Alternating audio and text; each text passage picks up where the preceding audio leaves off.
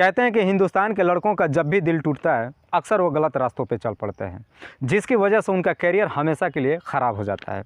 लेकिन इसी हिंदुस्तान का एक ऐसा राज्य है जहाँ के लड़कों का जब दिल टूटता है तो अक्सर वो लड़के आईएएस और आईपीएस बन के बाहर निकलते हैं। मैं बात कर रहा हूँ हिंदुस्तान का एकलौता राज्य बिहार की। हिंदुस्तान के तमाम राज्यों के अलावा बिहार ही एक ऐसा राज्य है जो इस हिंदुस्तान को सबसे ज़्यादा आईएएस और आईपीएस निकाल करके देने वाला है। इसके बावजूद भी बिहार को एक नए नाम से जाना जाता है और वो नाम है जंगल राज। बिहार का नाम जंगल राज नाम किसने दे दिया, कब दे दिया, कैसे दे दिया और क्यों दे दिया, जानेंगे पूरी सच्चाई आज की इस वीडियो में। बस आप इस वीडियो को बिना स्किप किए लास्ट तक ज़रूर देखिएगा।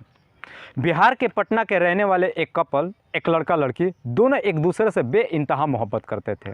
दोनों एक दूसरे के इतने करीब आ चुके थे कि दोनों ने शादी करने का इरादा भी कर लिया था। दोनों ने एक दूसरे के साथ ज़िंदगी बिताने का वादा भी कर लिया था कि तभी एक दिन ये दोनों लड़का लड़की हमेशा हमेशा के लिए इस दुनिया को छोड़ के चले जाते हैं। और फिर शुरू होता है इनके मौत पे गंदी राजनीति।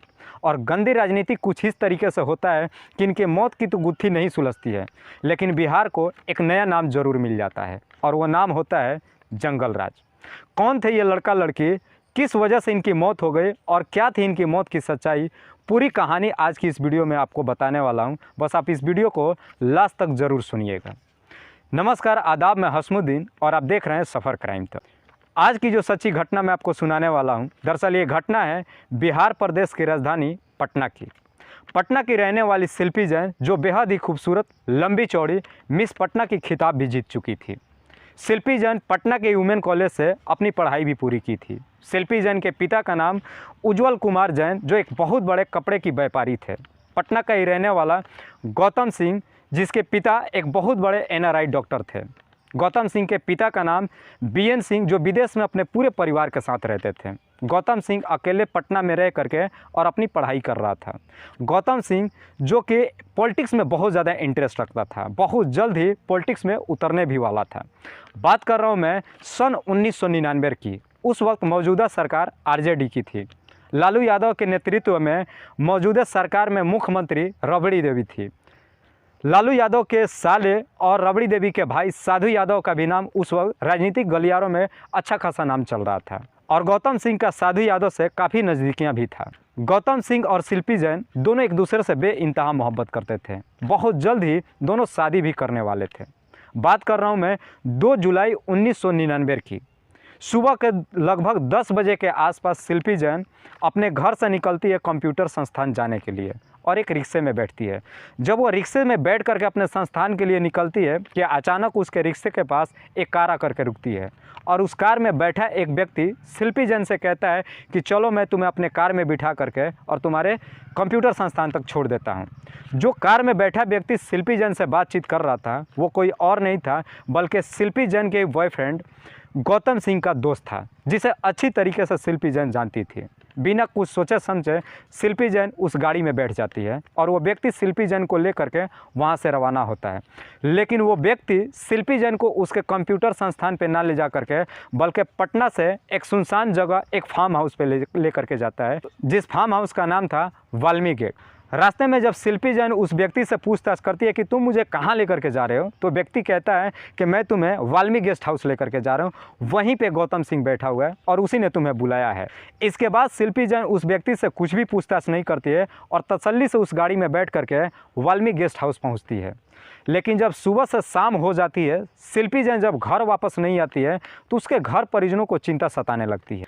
घर परिजनों को लगता है कि शायद शिल्पी जैन अपने संस्थान से निकल करके अपने किसी दोस्त के पास चली गई होगी। लेकिन शाम तक भी जब घर वापस नहीं आती है तो घर परिजन अब उसकी हर जगह पे तलाशी करना शुरू करते हैं। लेकिन तभी इस बात की खबर गौतम सिंह को भी पता चल जाता है। लेकिन गौतम सिंह को इस बात की भी खबर हो जाती है कि शिल्पी जैन वाल्मीकि गेस्ट हाउस पहुँच चुकी है। लेकिन जब गौतम सिंह को वाल्मीकि गेस्ट हाउस के बारे में पता चलता है, उसका नाम जब सुनता है, उसके पैरों तले ज़मीन खिसक जाती है, क्योंकि गौतम सिंह वाल्मीकि गेस्ट हाउस के बारे में अच्छी तरीके से जानता था। वाल्मीकि गेस्ट हाउस एक सरकारी बिल्डिंग था जहां पे तमाम बड़े बड़े नेता और बड़े बड़े आला अधिकारी अपनी अय्याशी का अड्डा बना चुके थे।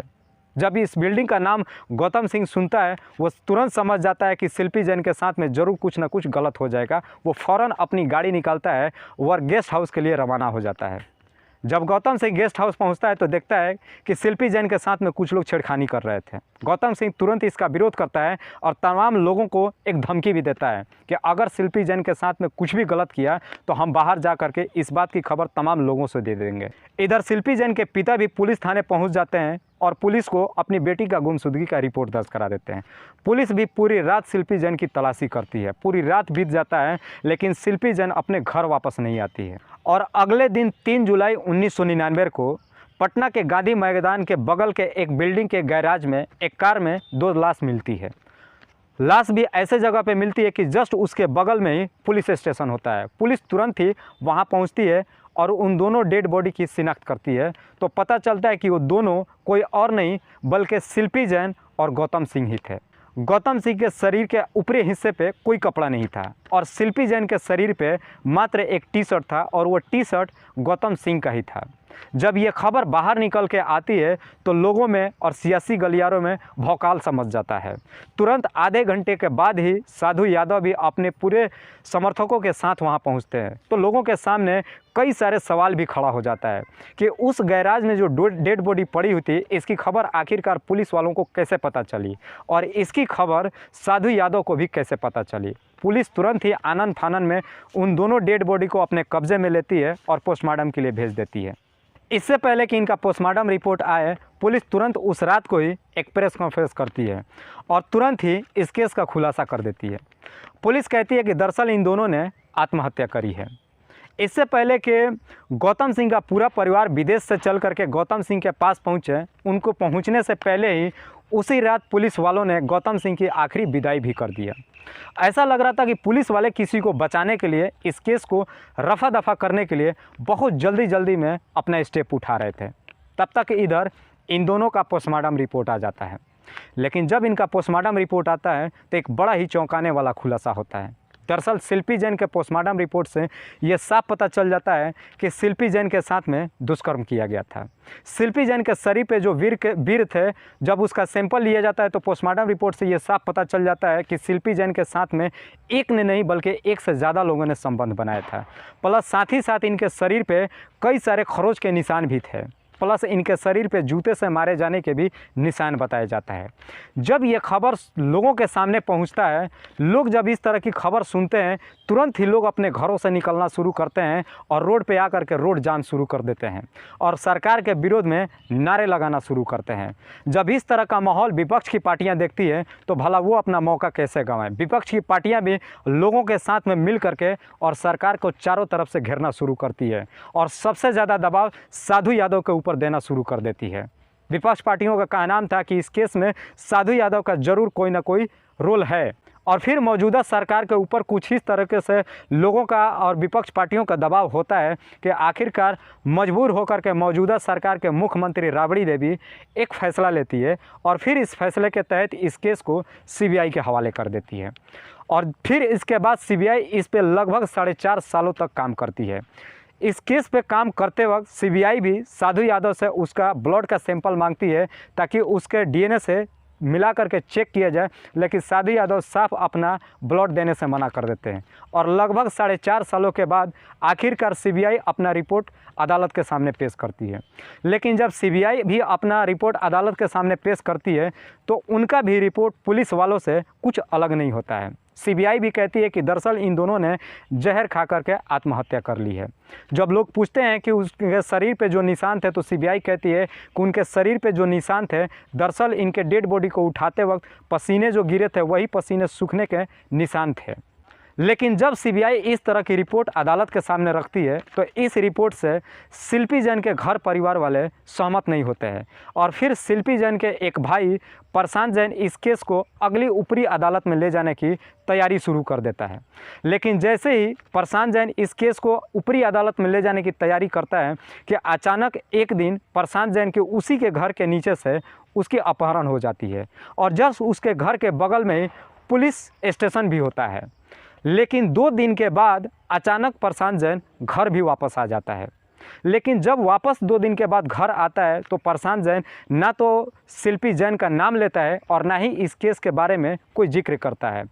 पुलिस भी जब उससे पूछताछ करती है कि इन 2 दिनों के दौरान कहाँ था, तो प्रशांत जैन इसके बारे में कुछ भी नहीं बताता है। मतलब उसके बाद से शिल्पी जैन और गौतम सिंह का ये केस हमेशा हमेशा के लिए आत्महत्या बना करके और फाइलों में दफन कर दिया जाता है और तब से इस बिहार को एक नया नाम दिया जाता है, जंगल राज। दोस्तों, इस कहानी को सुनाने का उद्देश्य मुझे किसी को परेशान नहीं करना है, किसी को तकलीफ़ नहीं पहुंचाना है। अगर आपको ये वीडियो अच्छी लगी हो तो एक लाइक करके चैनल को ज़रूर सब्सक्राइब कर लीजिएगा। फिर मिलते हैं एक नई वीडियो के साथ कल रात 8 बजे। तब तक के लिए जय हिंद, जय भारत।